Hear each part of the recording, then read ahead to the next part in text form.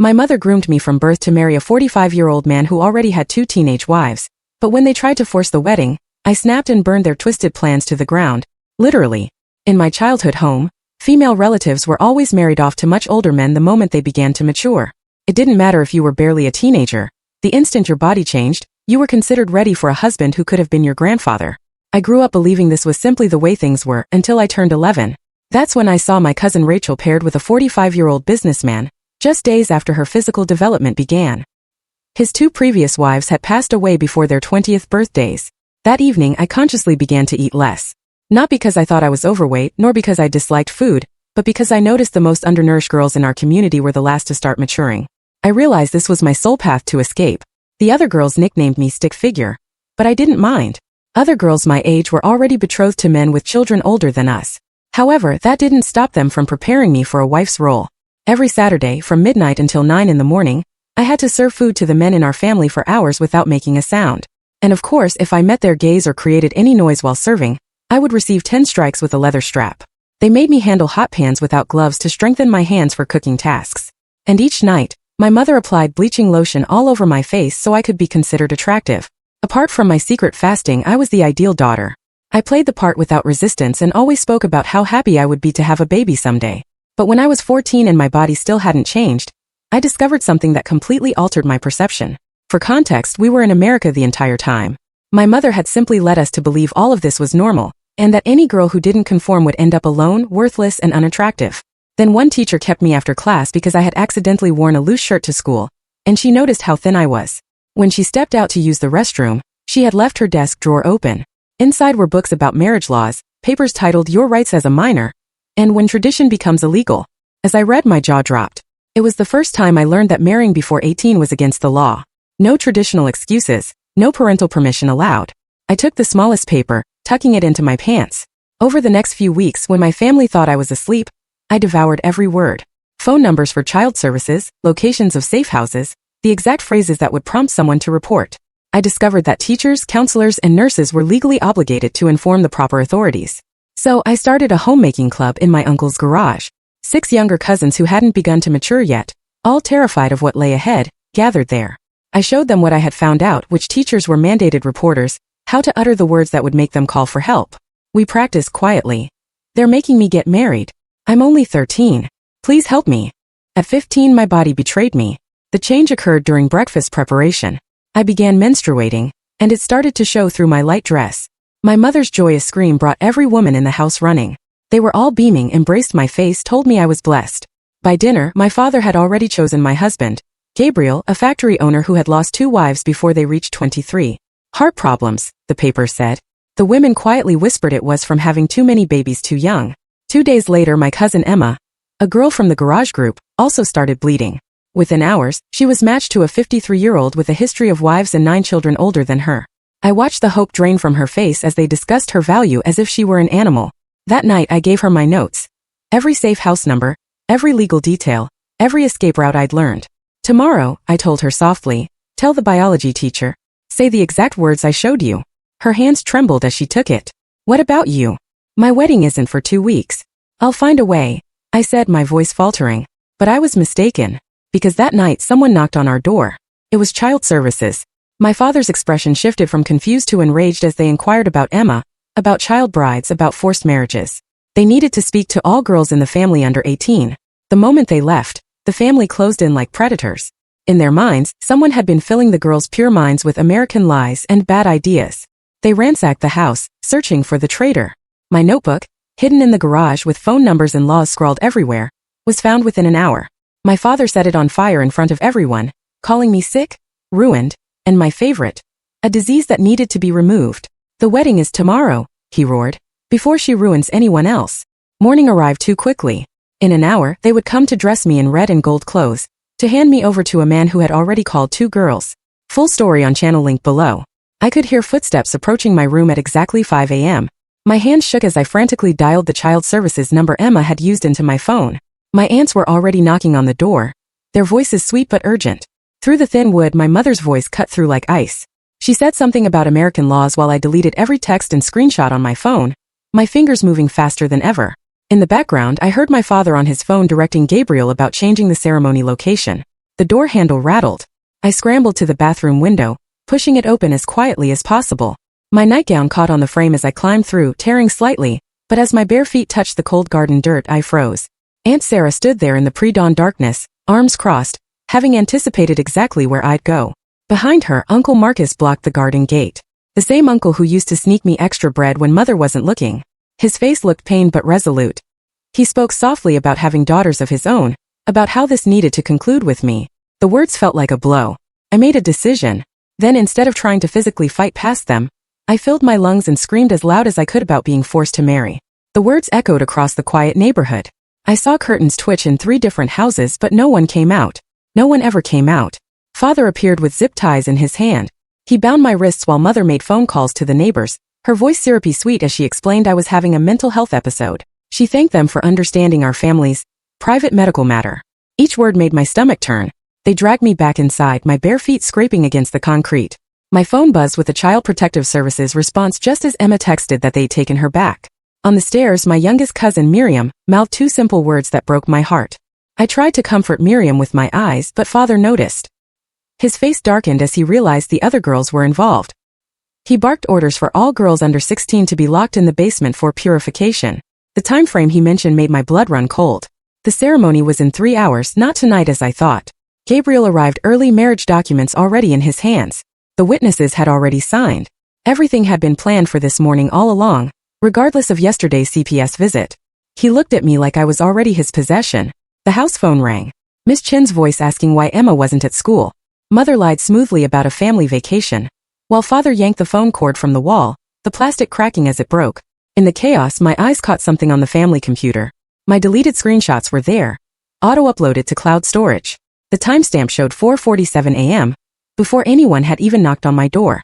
Hope flickered for just a second. Mother followed my gaze. She immediately sat at the computer and started factory resetting it, telling Gabriel I'd been unstable lately, posting lies online.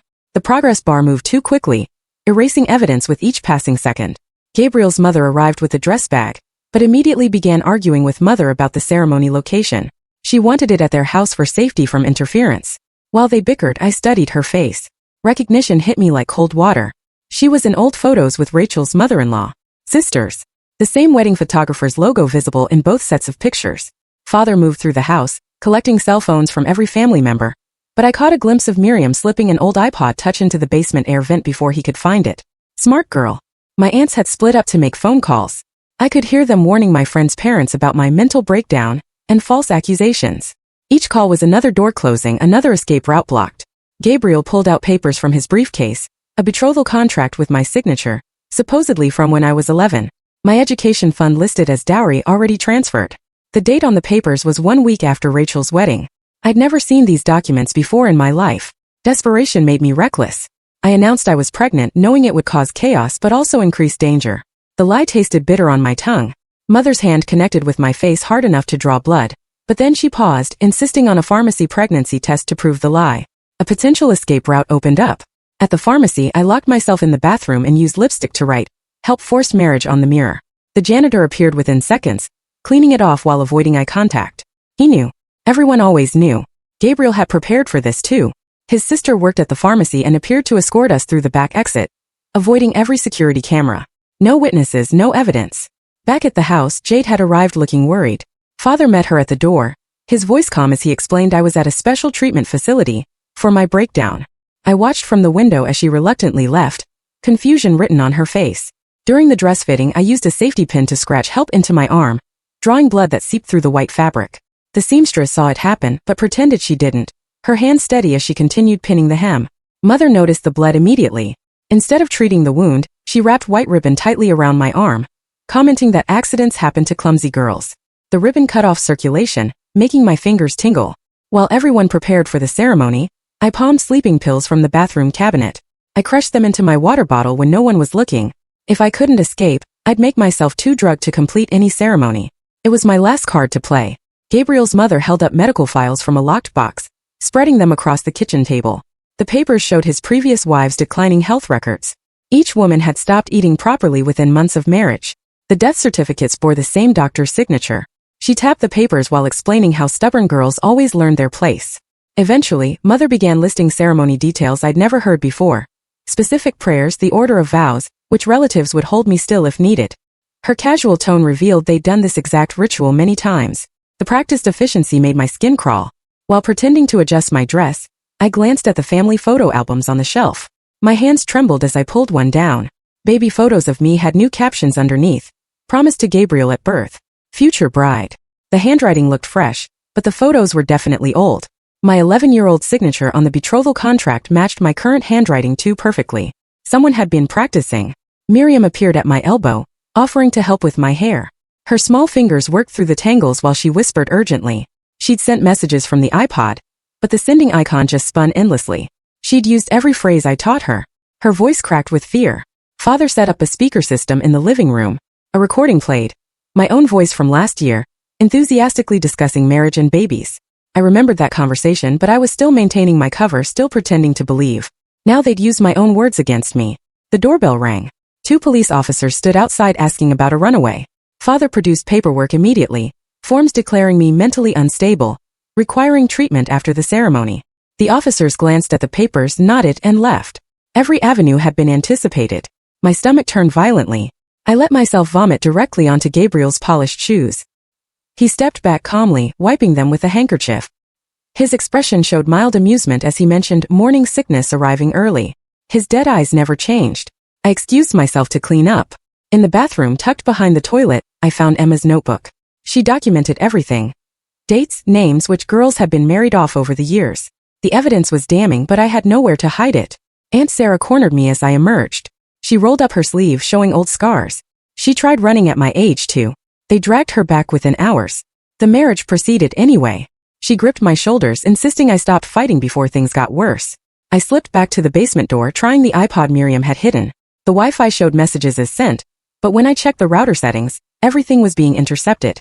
Mother was monitoring all outgoing traffic. The messages never left our network. Car doors slammed outside. Extended family arrived in waves. Rachel climbed out of one car, moving slowly with a cane. At 17, she was pregnant with her 3rd child. Her husband helped her walk, his hand possessive on her back. She caught my eye for just a moment before looking away. Miss Chun appeared at the front door with the principal. They asked about Emma's absence, about homeschooling paperwork. Father produced official documents dated yesterday. Every form perfectly filed, every signature authentic. The principal apologized for the intrusion. Miss Chin's face showed defeat. As they left, the ceremony preparations accelerated. Gabriel's brother arrived carrying a briefcase. He spread legal documents across the dining table. Power of attorney forms, medical custody papers. Once married, Gabriel could make every decision about my health care, including involuntary commitment. Gabriel leaned close, outlining the choice clearly.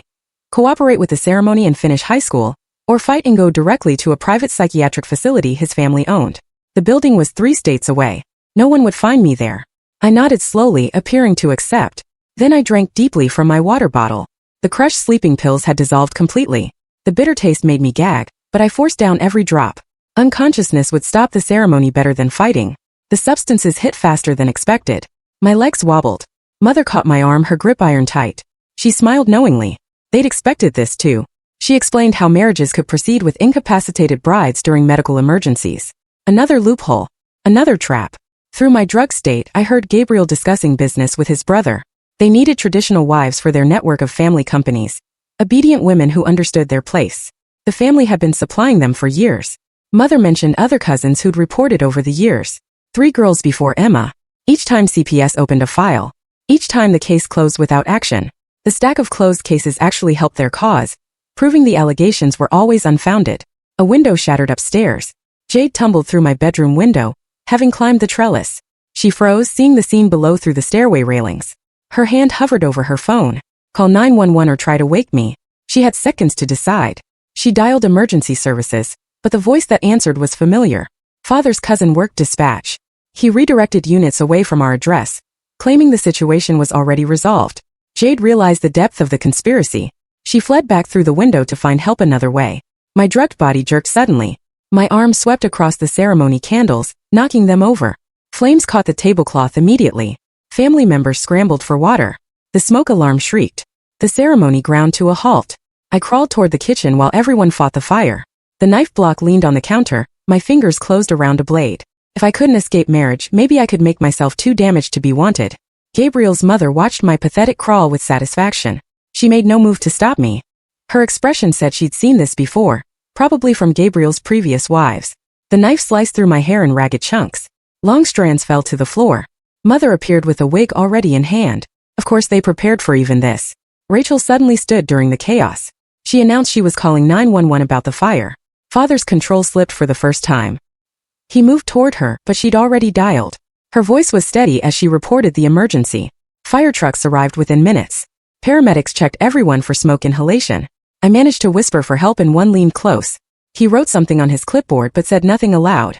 His partner was watching too carefully. The smoke damage meant relocating. Family members argued about where to hold the ceremony. During the confusion, I grabbed the paramedics' radio. My voice broadcast across emergency channels about a child marriage in progress. Gabriel's brother wrestled the radio away, but the damage was done. Hospital staff treated me like a psychiatric patient who'd set the fire. Gabriel's doctor friend arrived within minutes to take over my care. The same signature from the death certificates. He ordered immediate psychiatric hold, strapped to the hospital bed. I finally understood.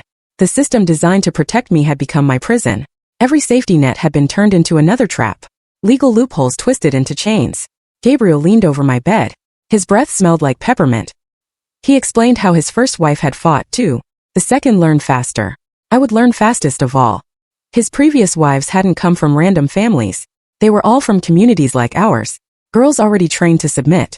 Jade's social media posts spread quickly, but the narrative was already set. I was having a mental health crisis. Jade was enabling my delusions. Supportive comments disappeared as fast as they appeared. Our family had connections everywhere. Miss Chun tried investigating on her own. Within hours, she received a formal reprimand from the school board for overstepping boundaries with homeschooled students. Her job hung by a thread. Gabriel made sure I knew this was my fault. The paramedic who'd written on his clipboard returned, but his name tag revealed the truth. Another of Gabriel's cousins. The note had been alerting Gabriel that I was still fighting. He asked if I wanted to apologize for the false broadcast. To avoid forced medication, I had to appear calm, but appearing calm meant I couldn't record abuse without seeming manic. Another trap. Another impossible choice. The psychiatric hold was a perfect silencing mechanism. Emma's iPod recording surfaced on a recovery app. Corrupted files showed audio fragments. Gabriel's voice was clear in one piece, saying words that made my blood freeze. But the files were too damaged to use as evidence. The doctor announced I was stable enough for discharge. 2 hours until Gabriel became my medical advocate.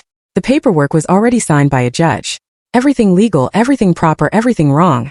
Gabriel's plan crystallized with horrible clarity. Marry me while drugged. Use the psychiatric hold to invalidate any testimony. Frame all accusations as delusions. It wasn't about tradition. It was about his need to break strong girls. The family just provided supply. I forced myself to appear broken, apologizing for the trouble, asking mother to fix my makeup for the ceremony. Each word tasted like poison, but it was the only way to gain any freedom of movement. Alone in the bathroom for 2 minutes, I found a hidden phone taped under the sink.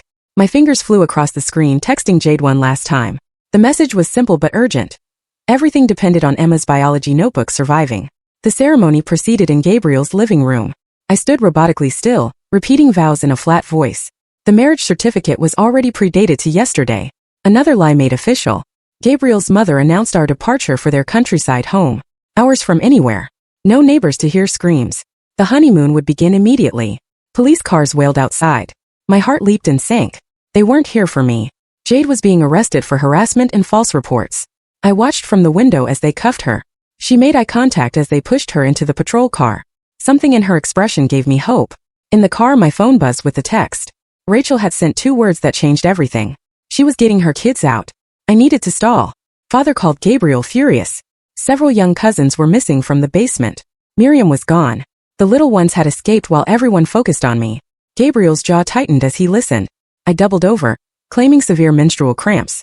The pain required specific medication only available at hospitals. I made the symptoms graphic enough that Gabriel's disgust overrode his suspicion. He diverted to a different hospital, one where he had no connections. The first crack in his perfect control. I memorized the route, noting every turn. In the ER bathroom, I found a note taped under the sink. My fingers trembled as I unfolded it. The handwriting was Jade's. She got word to someone before her arrest. CPS investigator Martinez believed me. I needed to stall until 3 p.m. The clock showed 2:17. The realization hit me hard. By teaching Miriam and the others those escape routes, I'd enabled years of this to continue. My stomach twisted with more than just fake cramps. I spotted surgical scissors on a crash cart through the bathroom door. While the nurse turned away, I slipped them into my wedding dress. Protection or evidence? I wasn't sure which I'd need them for. But then clarity struck. Using them meant Gabriel won. Either I'd be labeled violent and psychotic, or I'd end up like his previous wives. Neither option helped anyone. Instead, I made a calculated choice. The scissors cut into my inner thigh where the wound wouldn't show. Blood seeped through the white dress fabric during the examination. The nurse's eyes widened when she saw it, but the doctor kept talking to Gabriel as if nothing had happened. I mouthed silent words to the nurse while the doctor discussed my hysteria with Gabriel. She said nothing, but her hand knocked my chart to the floor. As she bent to retrieve it, I glimpsed another form underneath. An RP kit documentation sheet. She began filling it out while Gabriel argued with the doctor about unnecessary procedures. Gabriel realized what was happening. He insisted we needed to leave for a family emergency, but hospital protocol required completing any open documentation. He couldn't refuse without looking suspicious. His jaw clenched as the nurse continued her work. Evidence collection proceeded methodically. Each sample taken meant potential DNA matches to whatever had happened to Gabriel's previous wives. I watched his face grow paler with each sealed container. His phone erupted with text alerts, multiple messages in rapid succession. His hands shook slightly as he read them. The younger cousins had reached the police station. They brought Emma's notebook. Their testimonies were being recorded. The hospital suddenly went into lockdown. Security guards appeared at every exit. Through the examination room window, I saw police cars surrounding the building. Federal marshals emerged from black SUVs. My attempted interstate transportation had triggered federal jurisdiction. CPS investigator Martinez entered with a police backup. I recognized her face from old family photos. She'd been at community events years ago watching documenting. This investigation had been building longer than I'd realized. Gabriel's lawyer brother burst through the hospital door, immediately claiming I was delusional, and the marriage was legal. He waved documents while shouting about religious freedom and parental rights. I maintained my broken facade, letting him paint himself as the reasonable one. Father and mother arrived with their own legal counsel. They threatened to destroy everyone involved if the investigation continued. Mother's voice carried that same sweet poison as she explained how I'd always been troubled, prone to fantasies. The ER doors opened again. Emma stumbled in with psychiatric hold paperwork of her own. Gabriel's family had tried the same playbook with her. Her pregnancy showed clearly now. The parallel evidence mounted. A lab technician rushed in with printed results. The DNA rapid test had returned matches. Gabriel's genetic material linked to suspicious deaths. The room's atmosphere shifted instantly. Lawyers stopped mid-argument. Everyone recalculated their positions. Martinez pulled out a tablet showing security footage. The grainy video displayed our garage meetings where I taught the younger girls about their rights.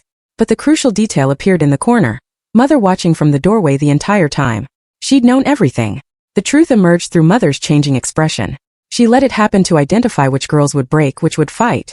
Her own sister had died at 19 in an arranged marriage. She'd been selecting victims for decades, pretending ignorance while orchestrating everything. Investigation files spread across the hospital conference table. 17 girls married off over 20 years. 3 confirmed dead, 7 missing, likely dead. All technically legal through carefully exploited loopholes. The scope overwhelmed me. The prosecutor presented me with an impossible choice. Testify and destroy any chance my cousins had at normal lives, or stay silent and let Gabriel walk on technicalities. The weight of 13 saved girls pressed against the cost of exposure. I chose to testify using every legal phrase I taught my cousins. I laid out the systematic abuse. The gallery filled with hidden victims watching through video links. Each word felt like betrayal and salvation combined. Gabriel's arrest proceeded with cameras documenting everything. But his family's lawyer secured bail within hours. Mother faced conspiracy charges. Father had already fled. His car found abandoned at the state border. The community split into factions. Those who supported us and those who saw us as betrayers of tradition. Child services arrived with removal orders. Every minor in our extended family would be placed in protective custody. I watched my support network scatter across different foster homes. Miriam clung to a social worker's hand as they led her away. Miss Chan met me in the hospital lobby. She'd been cleared of the false reprimand and offered to let me stay with her temporarily. Her small apartment became my first taste of freedom. No ceremonies, no training, just quiet mornings and homework at a normal kitchen table. Legal proceedings consumed the following weeks. Depositions, evidence reviews, custody hearings. Gabriel's legal team filed motion after motion. Each court appearance meant facing family members who alternated between pleading and threatening. The annulment papers arrived with Gabriel's signature already in place.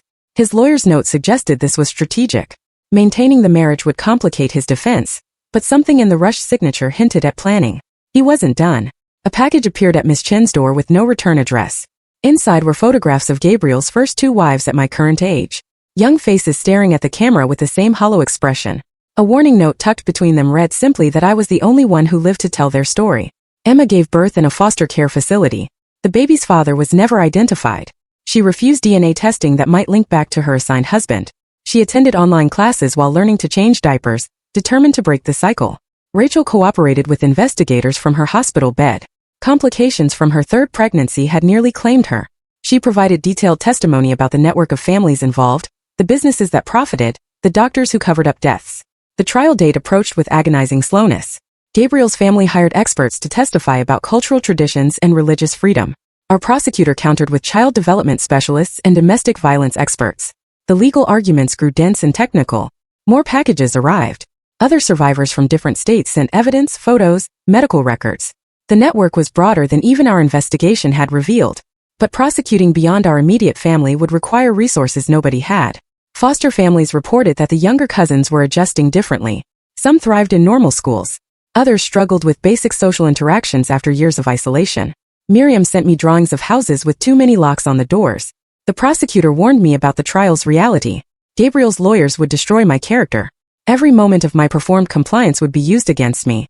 The recording of me saying I wanted babies would play repeatedly. I had to prepare for public humiliation. My testimony date arrived too quickly. The courtroom filled with reporters, community members, and survivors. I spoke for hours detailing every aspect of the grooming, the training, the systematic abuse. Gabriel watched with those same dead eyes, occasionally whispering to his lawyers. The jury deliberated for 3 days. When they returned, Gabriel was convicted on multiple counts but not murder. Insufficient evidence for the deaths. 15 years with possibility of parole in 7. Mother got 5 years. Other family members received various sentences or fled before trial. Community fractures deepened. Some families quietly stopped the practice. Others went underground, moving to states with weaker oversight.